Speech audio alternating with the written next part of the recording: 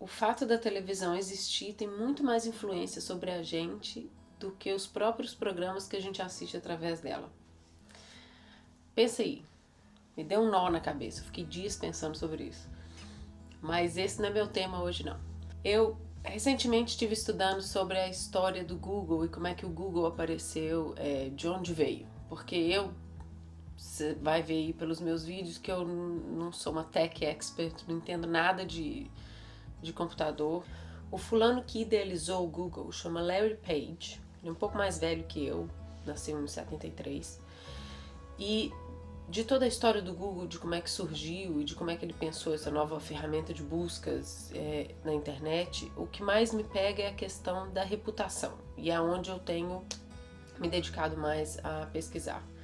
É assim, quando você faz uma busca no Google, ele vai elencar para você aqueles resultados do primeiro até o último, que são várias páginas depois, certo? Claro que os primeiros são propagandas, são empresas que pagaram para o nome delas aparecer lá no topo. Acho que são 3, não é um número limitado, inclusive tem um quadradinho assim com ad, né, AD escrito dentro, que significa que aquelas pessoas ou empresas pagaram para o nome delas estar ali logo no topo da página. Mas o resto vai de acordo com o sistema do Google e como ele calcula quem é que vai aparecer primeiro, quem é que vai aparecer em segundo. Quando, por exemplo, você coloca bola de futebol na sua busca, qual empresa que vai aparecer primeiro no topo do seu resultado e qual que vai lá para o último. E isso é baseado nesse sistema de reputação. E esse sistema de reputação tem 2 critérios. Um é a quantidade de menções que aquele site tem dentro da internet. Com qual frequência aquela empresa é mencionada por outras fontes na internet, tipo sites e blogs, etc. O segundo critério é a importância de quem fez essas menções na internet, aquela empresa que apareceu no topo do seu resultado. Então, não adianta eu, Flávia, fazer uma menção a Adidas, que o Google não vai levar isso em consideração. Existe um critério de reputação mesmo de quem é que faz menções a outros sites, outras empresas e outras marcas. Isso me fez cair uma ficha que deve ser básica para muita gente já deve saber disso, mas para mim fez uma diferença e eu queria passar essa bola para frente. Porque antes da internet a gente vivia isso num ambiente mais micro, né? Na escola.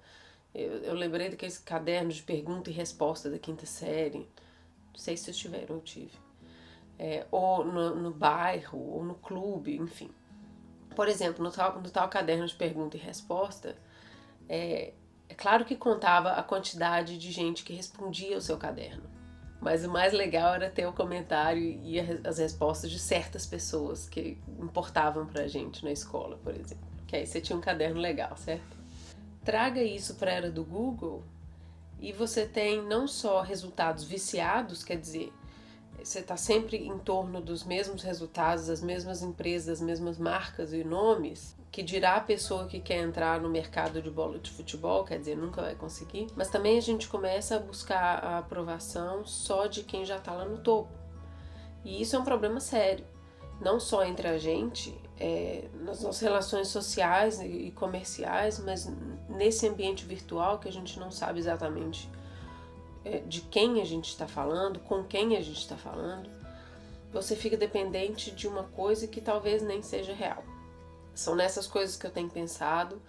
Esse é só um primeiro videozinho sobre isso, mas eu vou discorrer mais sobre reputação de um jeito mais leve, que eu não quero dar dor de cabeça para ninguém. E meio que nesse assunto, mas não exatamente esse, ontem ou antes de ontem, eu me deparei com um link no Facebook de um fulano em Londres que criou um restaurante que não existe e conseguiu virar número 1 no TripAdvisor, que é um site para os consumidores trocarem experiências e darem suas notas para os diferentes estabelecimentos comerciais. E esse cara que trabalha para uma revista alternativa, cheia de ideias novas, eles montaram um restaurante que não existe, um restaurante só no papel, só na internet, tiraram umas fotozinhas de comida, fizeram um ambiente assim no jardim cool e jogaram isso no TripAdvisor e dos 18 mil restaurantes em Londres, eles subiram para o primeiro lugar, favoritíssimos, com uma lista de espera quilométrica, porque todo mundo queria ir, ninguém conseguia vaga. Claro, porque o restaurante não existia. E esse vídeo é sensacional, são 15 minutos, eu vou colocar o link aqui abaixo, são 16 minutos.